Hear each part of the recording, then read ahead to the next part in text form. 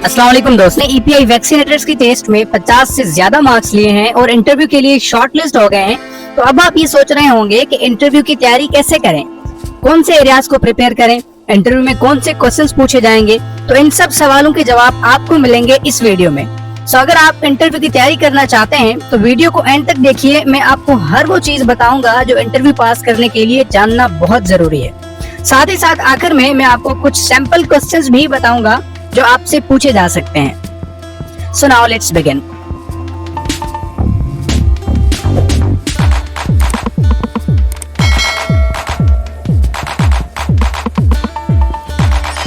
सबसे पहली इंपॉर्टेंट चीज, जब भी हम कहीं पे इंटरव्यू देने जाते हैं किसी भी जॉब के लिए, चाहे वैक्सीनेटर्स हो या कोई भी, तो इंटरव्यूअर आपसे ये पूछ सकता है कि इंट्रोड्यूस योरसेल्फ, जिसे हम इंट्रोडक्शन कहते हैं। मतलब आपने खुद को इंट्रोड्यूस करवाना है, खुद के बारे में बताना है। आप कौन हैं, कहाँ से हैं, आपकी क्या क्वालिफिकेशंस हैं, उस जॉब से रिलेटेड या उस फील्ड से रिलेटेड आपका पास्ट में कोई एक्सपीरियंस है, ये सब आपने बताना है। एक चीज याद रखें कि जब भी आप खुद का इंट्रोडक्शन दें तो आप खुद से रिलेटेड जो चीजें हैं वो बतानी है।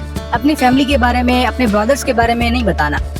खुद से रिलेटेड आपकी क्वालिफिकेशंस, आपका एक्सपीरियंस, आपकी जो डिग्री है और उसके अलावा उस जॉब से रिलेटेड आपकी जो कमिटमेंट और डेडिकेशन है, ये चीजें आपने बतानी है। क्योंकि इंटरव्यूअर जब आपसे ये पूछता है कि इंट्रोड्यूस योरसेल्फ, तो उसका मकसद ये होता है कि वो सिर्फ आपको जानना चाहता है कि आप कितने डेडिकेटेड और कमिटेड हैं। उसका मकसद आपकी फैमिली को जानना नहीं होता, सिर्फ आपको जानना होता है कि आप कितने क्वालिफाइड हैं, कितने काबिल हैं। दूसरे नंबर पे जो सबसे इम्पोर्टेंट चीज है वो है आपकी अपीयरेंस, ड्रेसिंग और वे ऑफ कम्युनिकेशन। यानी जब भी आप इंटरव्यू देने जाएं तो आपने अपना जो अपीयरेंस का स्टाइल है वो अच्छे से रखना है, यानी कॉन्फिडेंटली आपने अपीयर होना है। दूसरे नंबर पे अपनी जो ड्रेसिंग है उसको आपने प्रोफेशनल रखना है। और तीसरे नंबर पे जो कम्युनिकेट करेंगे आप इंटरव्यूअर से वो अच्छे से करनी है आपने। हेजिटेट नहीं होना, कॉन्फिडेंट रहना है और ये फील करवाना है कि आप कॉन्फिडेंट हैं, आपको कोई भी हेजिटेशन नहीं हो रही और इस जॉब के लिए आप कमिटेड हैं, डेडिकेटेड हैं। और सबसे इम्पोर्टेंट चीज, आपने इंटरव्यूअर को ये फील करवाना है कि आप जो बाकी कैंडिडेट्स हैं उन सबसे अलग हैं, उन सबसे डिफरेंट हैं। दोस्तों, तीसरे नंबर पे अगर वैक्सीनेटर के रोल की बात करें तो एक वैक्सीनेटर का रोल सिंपली इंजेक्शन देना नहीं बल्कि कम्युनिटीज को प्रोटेक्ट करना होता है, वैक्सीन प्रिवेंटेबल डिजीजेस से और फ्यूचर जनरेशंस की हेल्थ को इंश्योर करवाता है। एक वैक्सीनेटर फैमिलीज को एजुकेट करता है, पेशेंट्स को मॉनिटर करता है और वैक्सीन स्टोरेज को भी मैनेज करता है। इस सब का डायरेक्ट इम्पैक्ट पड़ता है पब्लिक हेल्थ पे, स्पेशली उन बच्चों पे जो कि रिलाई करते हैं वैक्सीन पर हेल्दी रहने के लिए। सो आपकी पैशन, आपकी डेडिकेशन और नॉलेज इस प्रोफेशन में आपके लिए एक एसेट है। दोस्तों, उसके बाद बात करते हैं कुछ टेक्निकल नॉलेज की जो आपको जानना बहुत जरूरी है। सबसे पहले आपने ईपीआई प्रोग्राम की कुछ वैक्सीन्स को स्टडी कर लेना है, जैसे कि BCG, GPT, OPV, hepatitis B and measles. आपको ये मालूम होना चाहिए कि ये तमाम वैक्सीन्स कौन सी डिजीजेस को टारगेट करती हैं और किस एज में ये वैक्सीन्स एडमिनिस्टर करनी है। इससे जाहिर होगा कि आप हर स्टेज पे लोगों को प्रोटेक्ट करने के लिए रेडी हैं और आप तमाम एसेंशियल इम्यूनाइजेशन प्रोटोकॉल से वाकिफ हैं। बात करते हैं एक बहुत ही important topic, cold chain management की। दोस्तों, आपको शायद पता हो कि वैक्सीन्स को इफेक्टिव रखने के लिए स्पेसिफिक टेम्परेचर्स में स्टोर करना पड़ता है। साथ ही साथ दोस्तों, आपको ये समझना होगा कि कैसे वैक्सीन्स को स्टोर किया जाता है, ट्रांसपोर्ट किया जाता है और मैन्युफैक्चरर से लेकर पेशेंट तक तमाम वैक्सीन्स को कूल कैसे रखा जाता है। इंटरव्यूअर आपसे इस बारे में पूछ सकता है तो तमाम कोल्ड चेन प्रैक्टिसेस के बारे में आप स्टडी कर लें, जैसे कि किस वैक्सीन को किस टेम्परेचर में स्टोर करना है और आप क्या करेंगे अगर आपको डाउट हो कि एक वैक्सीन हीट की वजह से गर्म हो चुकी है। दोस्तों, उसके बाद बात करते हैं इंजेक्शन टेक्निक्स और सेफ्टी की। तो एज अ वैक्सीनेटर आपको तमाम करेक्ट इंजेक्शन टेक्निक्स की मालूमात होनी चाहिए। मोस्टली वैक्सीन्स इंट्रामस्क्यूलरली और सबक्यूटेनियसली एडमिनिस्टर की जाती हैं, तो आपने इन तमाम मेथड्स को रिव्यू और स्टडी कर लेना है। और आपको ये भी मालूम होना चाहिए कि कैसे सिरिंजेस और डिस्पोजल ऑफ शार्प्स को सेफली हैंडल करना है ताकि किसी भी इन्फेक्शन या इंजरीज को प्रिवेंट किया जा सके। इंजेक्शन सेफ्टी सिर्फ शॉट्स देना नहीं है, बल्कि पेशेंट के बारे में तमाम कंफर्ट, हाइजीन और सेफ्टी प्रोटोकॉल्स को फॉलो करना लाजिम है। तो इन तमाम टेक्निक्स को प्रैक्टिस कर लें, इससे ये होगा कि आप इंटरव्यू में कॉन्फिडेंट फील करेंगे। दोस्तों, अब बात करते हैं कॉमन इंटरव्यू क्वेश्चंस की और उनको कैसे आंसर करना है ये भी जान लेते हैं। दोस्तों, इंटरव्यू के दौरान आपसे 3 टाइप्स के क्वेश्चंस पूछे जा सकते हैं। Number 1 technical, situational and behavioural.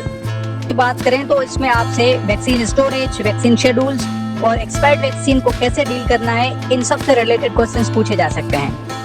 अगर सिचुएशनल क्वेश्चंस की बात करें तो यहाँ पर आपसे रियल वर्ल्ड सिनेरियोस के बारे में सवाल पूछे जा सकते हैं, जैसे कि कैसे उन पेरेंट्स को डील करना है जो हेजिटेट करते हैं अपने चिल्ड्रन को वैक्सीन करवाने में। इसको आंसर करने के लिए आपने एम्पैथी, पेशेंस और रीअश्योरिंग अप्रोच शो करनी है।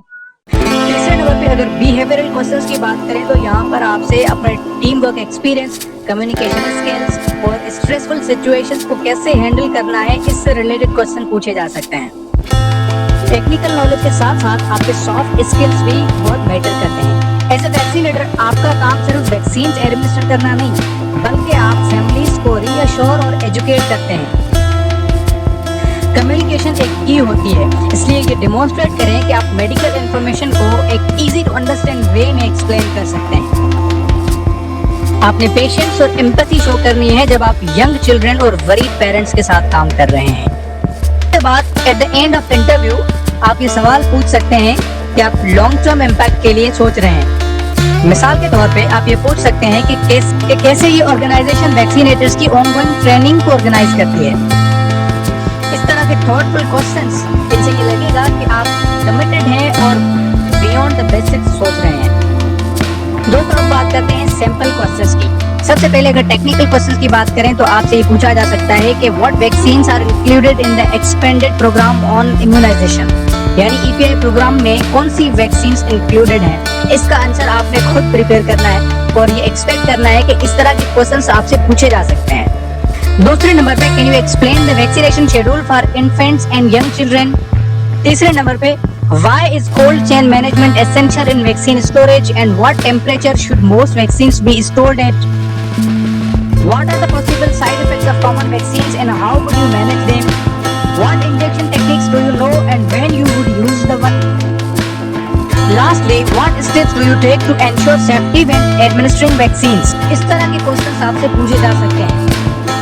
दूसरे नंबर पे अगर सिचुएशनल क्वेश्चंस की बात करें तो इस एरिया में आपसे ये पूछा जा सकता है How would you handle a parent who is hesitant to vaccinate their child? यानी अगर पेरेंट अपने चिल्ड्रन को या अपने बच्चों को वैक्सीनेट नहीं करवाना चाहता तो उस सिचुएशन को आप कैसे हैंडल करेंगे। ये सिचुएशनल क्वेश्चन है, तो इसका आंसर भी आपने प्रिपेयर करना है और रेडी रहना है कि अगर इंटरव्यू के दौरान आपसे इस टाइप का कोई क्वेश्चन पूछा जाए तो उसका आप आंसर कर सकें। दूसरे नंबर पे imagine a busy vaccination day with a long queue. How would you ensure efficiency without compromising safety? तीसरे नंबर पे what would you do if a caregiver reports a vaccine reaction in their child? साथ ही साथ how would you manage vaccine inventory if some doses are approaching expiration?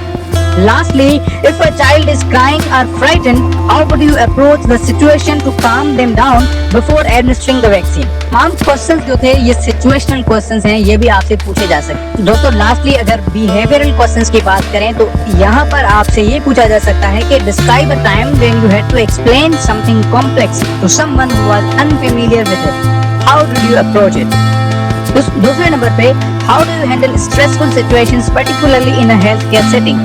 तीसरे number पे tell us about a time when you had to work as part of a team to achieve a goal. What was your role? चौथे number पे how do you ensure accuracy and attention to detail in your work, especially with medical records? Lastly, give an example of how you showed empathy and patience in a challenging situation. तो इस तरह के सवाल भी आपसे पूछे जा सकते हैं। तो इन तीनों एरियाज में आपने मुकम्मल तौर पे रेडी रहना है, अगर आपसे कोई भी सवाल पूछा जाए तो उसका आप करेक्टली आंसर कर सकें। सो दोस्तों, ये था आज के लिए। अगर आपको ये वीडियो हेल्पफुल लगी तो चैनल को सब्सक्राइब करें और बेल आइकन को दबा दें। मिलते हैं नेक्स्ट वीडियो में।